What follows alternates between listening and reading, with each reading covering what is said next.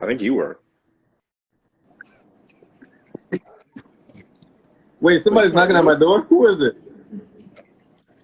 Who is it? I don't have any appointments right now. I think somebody's knocking at your door. You got one of your scallywags. I don't know. Nah, I don't have any scallywags. Oh, it's my brother. Yeah, let him in. See? I wasn't worried because I don't have any scallywags. Oh, yeah. I was like, scally what? I don't have. I feel like at the end of the day, like dating and who you're with is like a separate category. So, I know like I can be pro-black and I can, be myself and know where I came from. But at the same time, like I'm looking for that woman that completes me. And sometimes like if you got to be open in order to find something, like you can't keep doing the same thing over and over and sort of be narrow-minded in terms of just like finding a mate or finding a spouse. So that's why I've been open-minded. I mean, I do have certain criteria when it comes to finding someone. And, I in the past, I know like finding someone who's, culturally similar to me, maybe from a foreign country, etc. I have more compatibility with, but that person may not be black and still have those qualities that I'm looking for in a mate. So I think like being minded is definitely, being open-minded is definitely important in terms of, finding that person that completes you or having, that you have compatibility with. Okay, so before we get cut off, I'm gonna fire away 2 questions at you. Okay. Okay. Okay. The first question is, what do you think, as a woman that you bring to your relationship, and and number 2 is, how do you keep things spicy in your relationship? Whoa. Well. If, if you're comfortable sharing. Yeah, that's fine. I've been married 10 years at this point, so I mean, got to keep the spice in the relationship. Bringing to the table is a heavy loaded question because I think it starts with who you are as a person, and that is what brings the value to the relationship. Me and my husband, we were in the military when we got together, so it was a different nature that I had to be when I met him in that aspect. But as a civilian, now there's temptation, there's a lot of things that are there present that it wasn't in the civilian world. So I have to understand that and then be patient and understanding and still nurture the fact that he is a man. I know we live in the monogamous era, but at the same time, men are going to be men. He's going to see something that's like, damn. I'm going to see something that's like, woo. And we have to understand and respect each other in that aspect. Yeah, we might be walking together and I'm like, that's fat ass. And he might agree, but I'm not holding that against him. So I'm his friend as well as his wife. Don't try me, but we're on that level. As a mother, I nurture our children. I take care of our children. It's a little heavy, but he had a kidney failure. So when he went down, I had to step up. And that was in every aspect, financially, spiritually, mentally. I had to step up. And that was a very bonding moment for us. He was down and out. And to see that I was still able to hold down our house, hold him down, take care of our children, that spoke to him like, babe, I could remarry you all again. And we laughed about it, but it was a connecting factor. It's much deeper than the superficial. Yes, he can buy me all the bags I want and take me on all these trips, but can he love me when I'm not lovable? Can he be there for me when I don't even know why I'm sad? Can I do the same for him in return? If I'm the breadwinner, do I still see the value in my man if he's still just a mechanic? There's aspects to the character that builds the relationship. And I think as women, women, don't y'all come at me, but it's a dangerous game when we get in that successful mindset of Miss Independent. I don't need a man. I don't need anybody. I can take care of my own. What are you saying to the man in your life that you've already had in your life?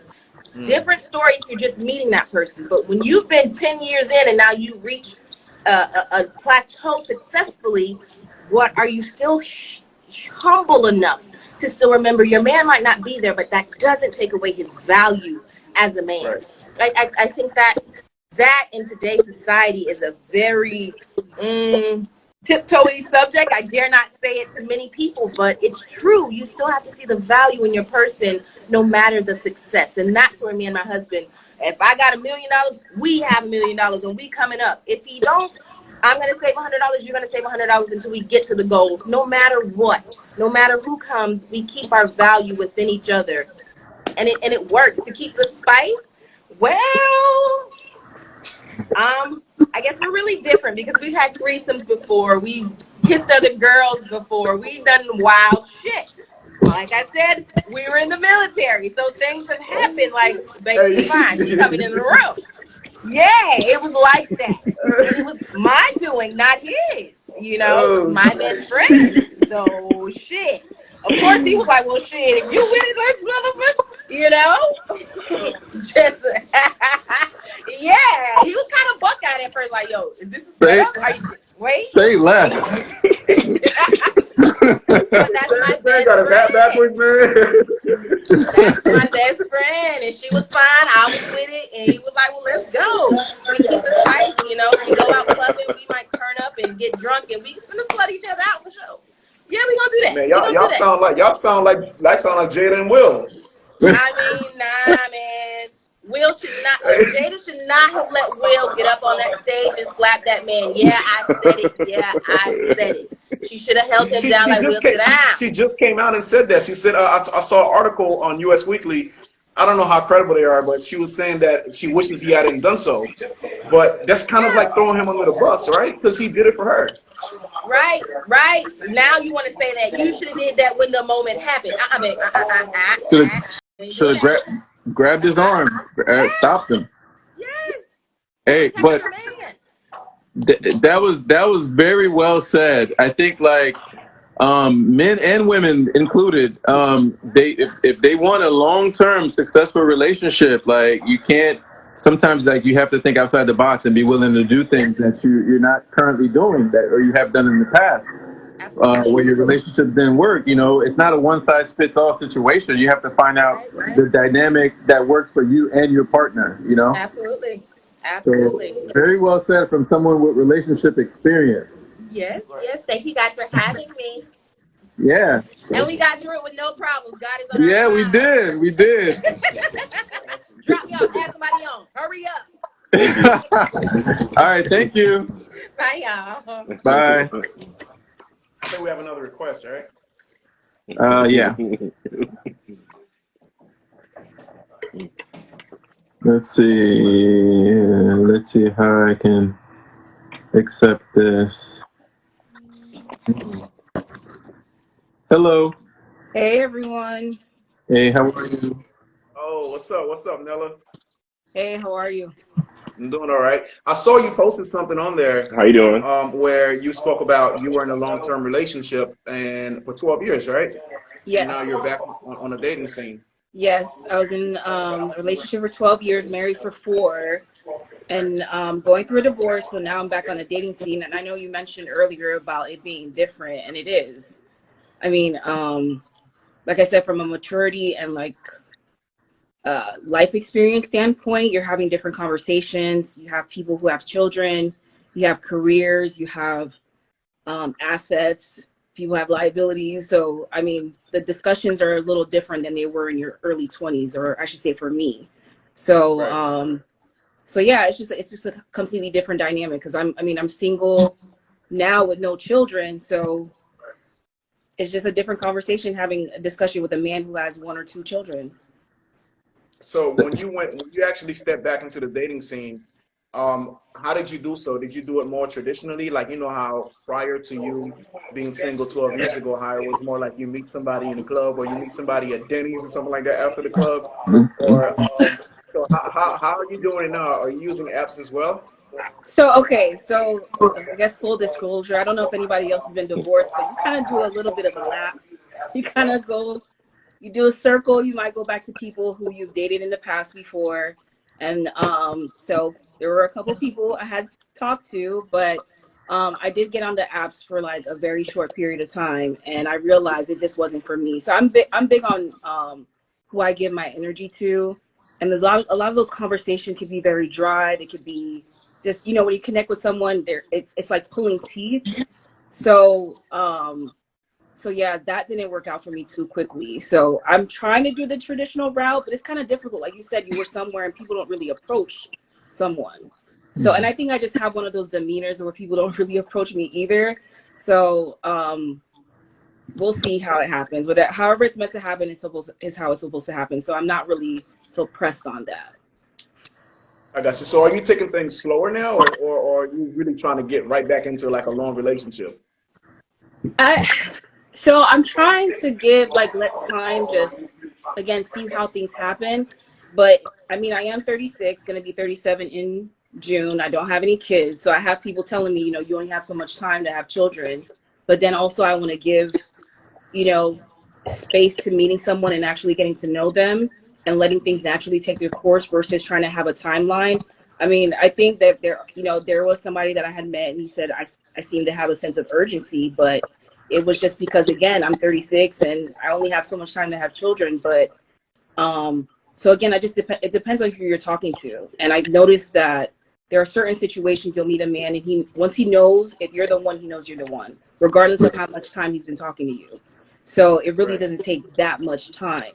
That is facts. I think, for men who are intentional about meeting someone and being with someone, it really doesn't take long. I mean, I know for me personally, by the third date, I have an idea of whether or not I want to pursue someone, or at least continue dating them. So, I mean, yeah. So I feel like if someone's playing the field, you'll kind of get that from them, where they're like, I don't know. But if a man is being intentional, usually by the third date, or sometimes within like two to 4 weeks.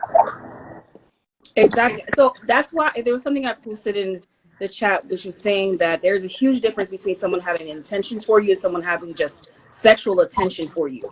And I've noticed, and I don't know if other women have noticed that, but you'll meet people and you'll know from the beginning if they have intentions for you or not. But I think I don't want to say women specifically. I can only speak to the people I know, but I will say some women do get confused behind men having intentions for them versus the ones that have sexual attention for them. But it's very telling based off who makes makes time for you, how they approach you. Is he calling you a certain hours at the time at the night? Is he making time to invite you into his life? If he has kids, is he inviting you to be around him? And I know you mentioned that some people have to be careful with who are around their children, but I've seen men, they'll allow anybody, in front of their children. They don't really, they're not that careful in that aspect. So then you may assume that, okay, he's bringing me around his child, he might be serious about me, but really and truly that child may have met 2-3 other people and we're told that that's daddy's friend.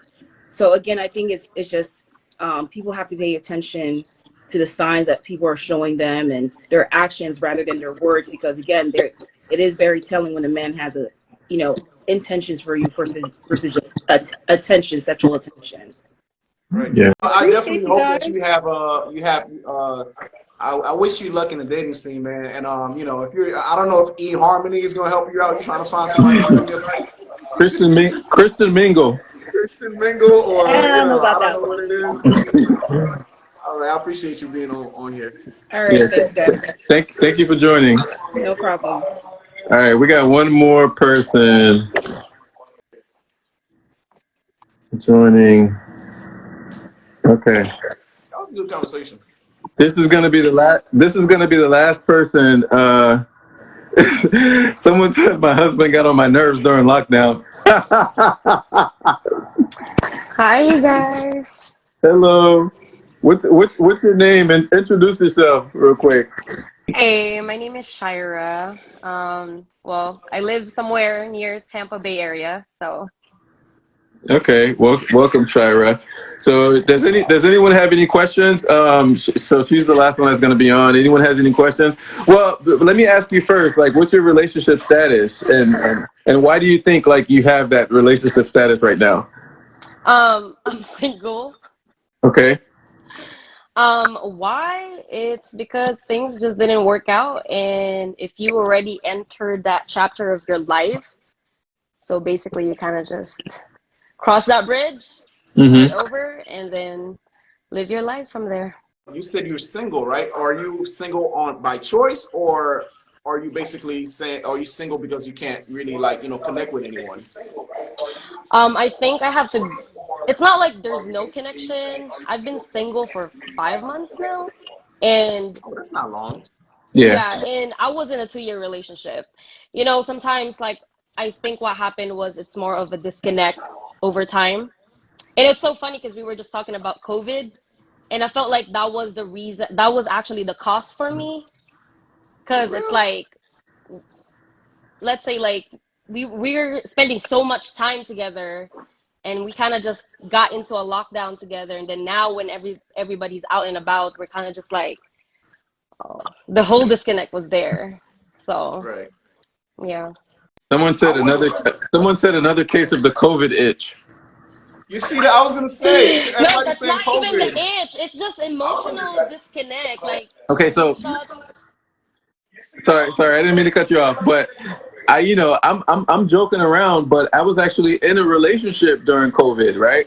mm-hmm. And I think during COVID, we probably broke up like 4 or 5 times because I was like, like we kept breaking up and like getting back together. But COVID definitely affected us from being at home. Like we worked together, like we were both at the same job. So Oh, wow. there's a difference between like working in the same building because we work like on opposite ends of the building. So maybe she'd come by my desk a couple times, but Mm-hmm. being at home with her and like seeing her like face to face like all the time, that definitely affected our relationship where it made us realize that we weren't strong enough to begin with to have to overcome that. So it was just like, okay, well, I feel like that friendship, like someone else that was on mentioned, the importance of friendship in a relationship, and it's like that really exposed us where we realized we really didn't have a lot in common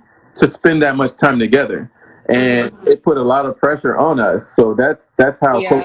that's how COVID affected us or affected my past Check relationship. this out, guys. Check this out, guys. There's been like natural disasters every year, right? There's been like situations where people were forced to be home, right? I remember when I was young during Hurricane Andrew, Florida. Hurricane Andrew wiped out they damn near the whole state of Florida. There were no electricity, no nothing. My parents didn't get divorced like that. My parents didn't break up from Hurricane Andrew. So it's kind of like, like I'm hearing a lot of COVID talk. You know what I'm saying? But that's what I'm saying. Maybe there's like underlying issues that was prior to COVID. Because something like that can actually make somebody stronger, right? You're seeing a pandemic and you're seeing people like, damn, these people are dying over here. I mean, I don't mean to be, as far as like, I'm not trying to say people are dying. There's a bad thing, but still, there's a pandemic. You got to be strong. If there's a zombie attack, right? You guys Yeah. gonna get divorced? You're right. The COVID curse is real because I feel like it did make some relationships stronger, right? Like where you were able to kind of like be at home and like, really sort of strengthen your emotional and like physical connection. But I guess what we're saying is for those relationships that, weren't well connected to begin with, the COVID They curse sort kind of of exposed crashed. them. I'm sorry to cut you off, but it kind of crashed like along the way. So it's like, Yeah. I mean, the COVID exam was like, being having a certain person as your cellmate in prison. You know what I mean? It's like yeah, you can't have just anyone as your cellmate. So some people end up like getting in fights with their cellmate, or they end up being best friends for life. just there's no I feel like that was compatibility, I guess. yeah. So All right, I guess, man. all right, Shira, we appreciate you coming on. Thank you. Good luck on the dating scene. I'm good on that side. All right, Yeah. I think we're about to log off, but like to be honest with you, man, it seems as if like people are just like we people ask me the first question they asked me was like, hey, you're afraid of commitment, right? And it sounds to me like it's y'all that are afraid of commitment. You know what I'm saying? The majority of y'all are afraid of commitment. So like I didn't get like I didn't go through nothing crazy during COVID. I stayed committed. So that's my point of view from what I took from that. I feel like it's different if you have like years in before you hit something like that. You know what I mean? Some people were like months. Some people were like a month in. You know what I mean? Like that. I feel like that's a lot to ask. I know. I'm fucking with you.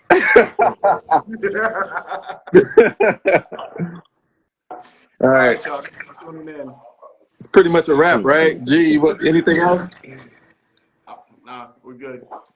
Okay. All right. Thank you, everybody, for joining. All right, y'all. Peace. Yeah. All right. Later.